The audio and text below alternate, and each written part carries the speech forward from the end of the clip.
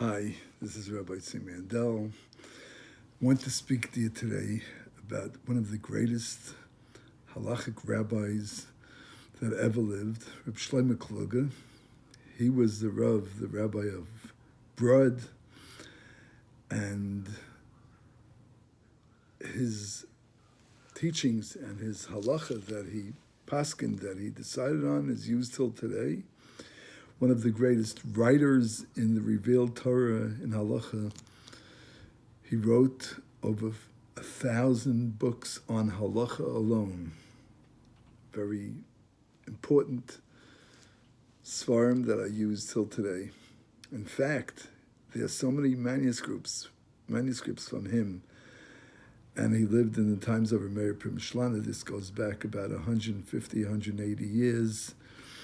And there's still writings today that they're working on. A friend of mine told me that his brother learns in a yeshiva in Israel, the higher level studying. They study his manuscripts. And on Torah itself, on the actual Torah, on the Parshas, the 50 portions that we read every Shabbos and Shul, there is a whole sefer, a whole book, a thick sefer, on every parsha that they're still working on till today. So the great Reb Shlomo Kluger had a very hard life. Both of his parents passed away when he was very young, and he grew up to be this great tzaddik, great rabbi, and Paisik and halacha. And though he wasn't a chassid, he was close with many of the great Chassidic Rebbes of his time. The story goes as follows. So Rabban Kalina, one of the Stalner Rebbes, came to the city of Brod with his chassidim. For whatever reason, they had to be there, and he entered into the big shul, the central shul, Rabbi Kluger's shul, and he went over to lead the prayer. And if you know anything about Kalinim, Stalner chassidim, they shout the whole davening with unbelievable joy. They shout and shout the whole davening to Hashem. Thank you, Hashem. Thank you, Hashem, for everything. We're begging you for whatever we need. And it's a very special davening, very special prayer service. And the Rebbe himself went over to lead the services. And then the people of the community, including Rabbi Kluger, come in and, what's this? And it comes to a certain part of the davening, the Baruch Shama, and the Rebbe turns around to his chassidim and says in Russian, Davig Dugna, something like that. Give fire. Give it all you can. And the shouting and the screaming goes, and such joy and such unbelievable, not this worldly joy. It's spiritual joy. And Reb Shlomo Kluger turns around and goes home. It was terribly embarrassing for him. This is the first time he ever saw such a thing. So after the service was finished, the Rebbe turns to his chassidim, says to them, don't you dare do anything to him. Don't stick up for me. I'll take care of myself.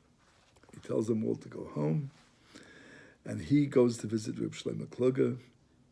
And of course, he understood that he never saw such a thing, and explained to him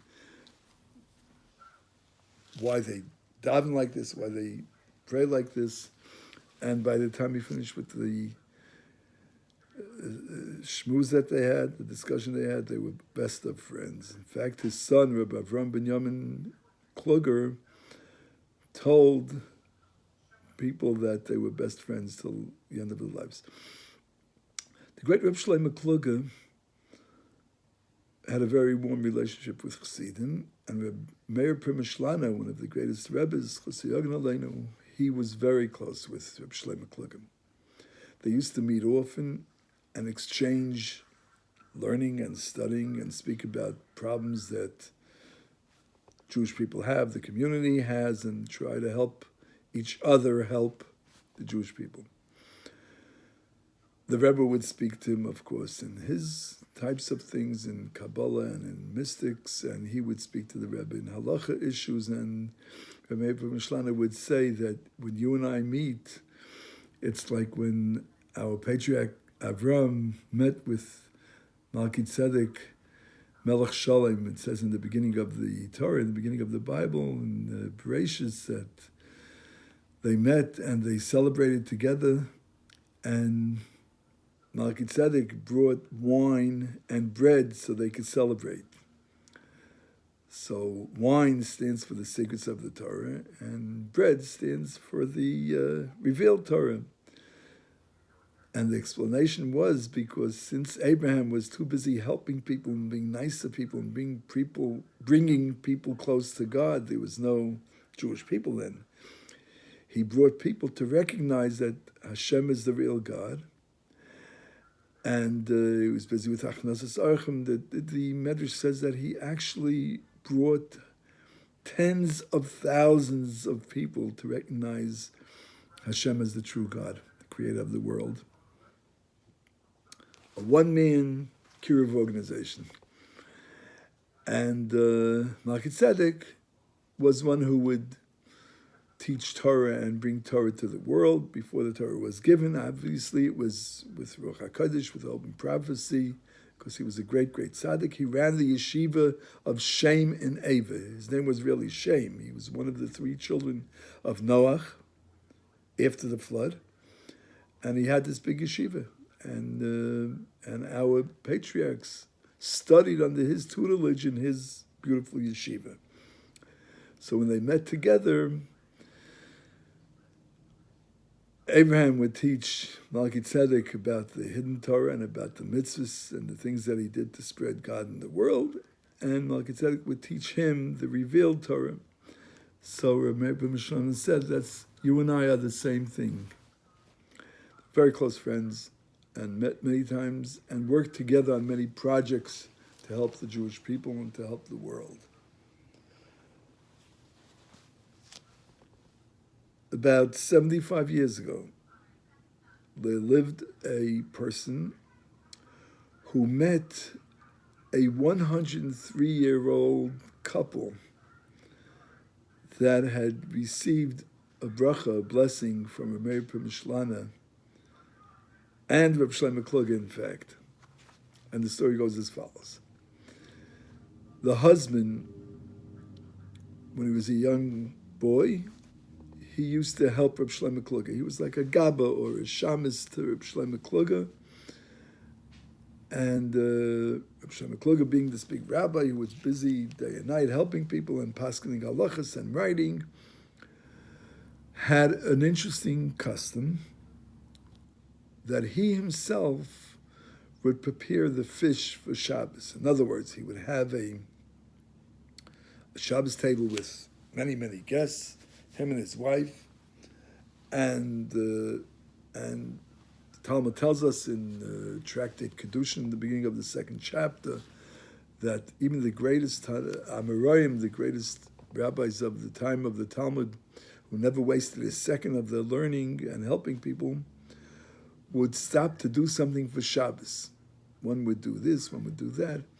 So Reb Shlomo Kluge followed this custom as Jews do, and even the greatest learners that don't waste any time stop on Friday morning or afternoon to do something l'kavod Shabbos, special in honor of Shabbos. His thing was they would catch a gigantic fish for him and his guests, him and his family and his guests, and he would clean it and prepare it and make it ready for the Friday night meal.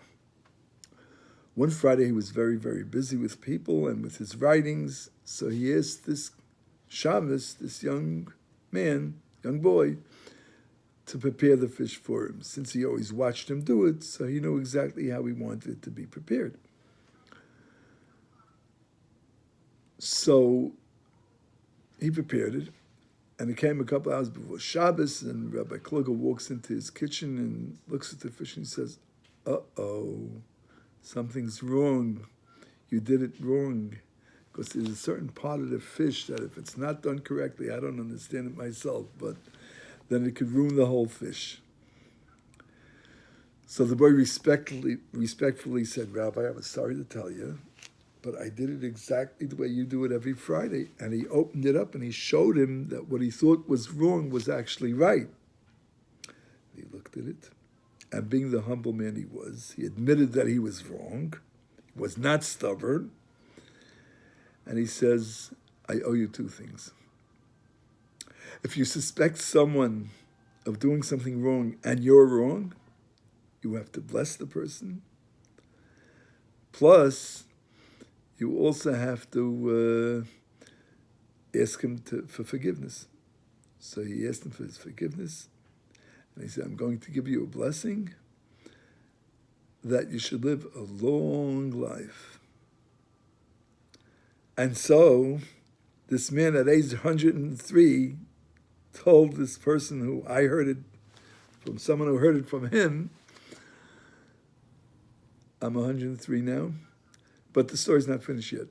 My wife is also 103. We're both the same age, and we both were zeicher to live long. We have the merit of living a very long life, and I'll tell you why. After this story with Reb Shlomo Klugger, I'm a Chassidic Yid, and I was a Chassid of Reb Meir Premishlana, the friend of Reb Shlomo Klugger.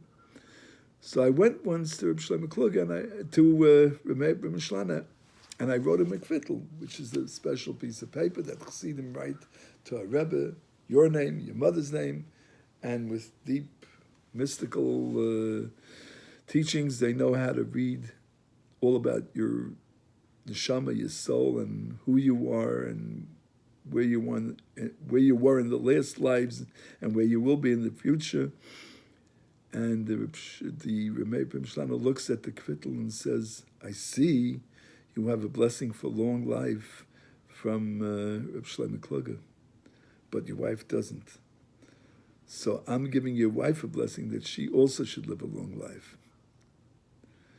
And he said, today we're 103 years old. This goes back to the beginning of the 20th century. So we should all live long lives and joyous ones, and we should be mekosher with tzaddikim. Have a great day.